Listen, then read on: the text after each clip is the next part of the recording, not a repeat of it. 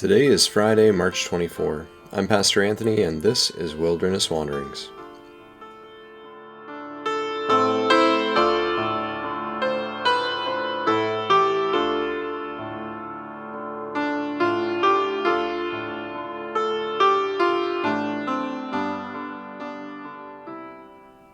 Today our text comes from Deuteronomy 5.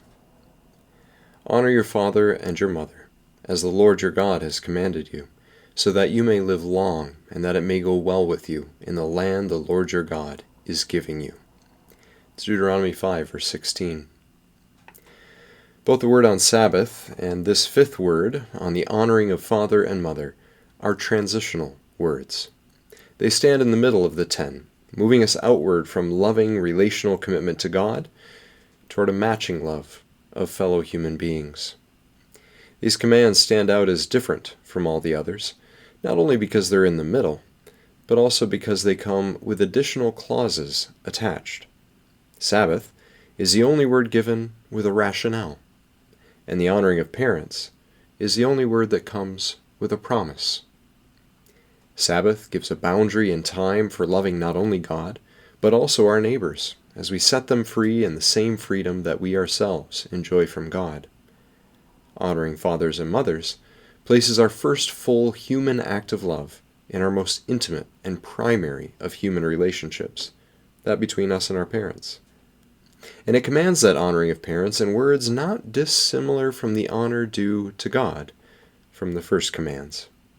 So again, both of these are transitional commands, transitional words, showing us how love of God is the foundation and impetus for that love to flow outward to our neighbors. Of course, speaking specifically of this fifth command, we recognize that this parent-child relationship is sometimes also our most fraught. One of the commentators on this passage, Miller, notes that this command was not intended for small children still growing up under their parents' care. It was intended for adult children, navigating that odd relationship as equals but still not quite with their aging parents. Do you estrange yourself, exert control, grin and bear it when things do not go well in this relationship? The fifth word would suggest that keeping a relationship with God actually demands a different path, one that honors these elders in our lives.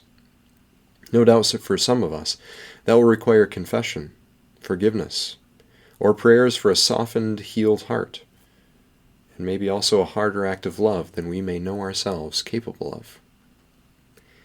The word for honor means a dignifying, treating as weighty, valuable, and worthy these elders in one's life, and doing so as an act of relational fidelity, not only to them, but also to God. In a land without pensions, where families live on ancestral inheritances together across generations, this is indeed a way to live long and have it go well with you in the land, like the Promised Land.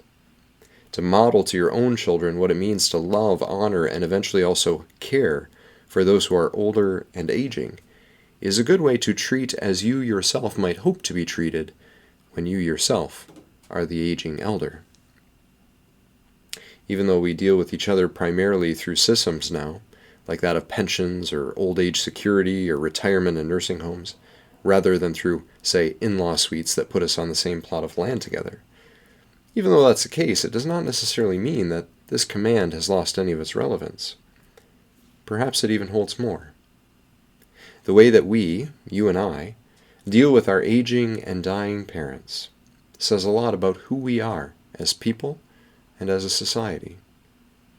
A society or people that no longer honor their elders in loving, intimate, relational fidelity begin to lose touch with the past, and perhaps we reveal that we've grown cynical or even fearful of our future. What life is there then to live long and go well into? Catechism broadens the force of this command, using parents as a prototype that envelops any authority that might be set over us. And that's well and good. The family is indeed the most basic building block of society. But in this societal systems level thinking, it's also important not to lose the intimate, incarnate relationships of family. We all have or have had parents. This word of relational honoring must first be personal before it can become universal.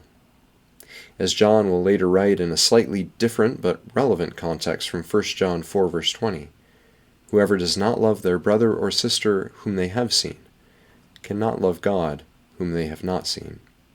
The same can be said of parents. The practical, nitty-gritty reality of love always starts at home. As you journey on to live this out in whatever the context of your parental relationship might be, remember that you go with the blessing of God to do it. May the peace of the Lord Christ go with you wherever he may send you. May he guide you through the wilderness and protect you through the storm. May he bring you home rejoicing at the wonders he has shown you, and may he bring you home rejoicing once again into our doors.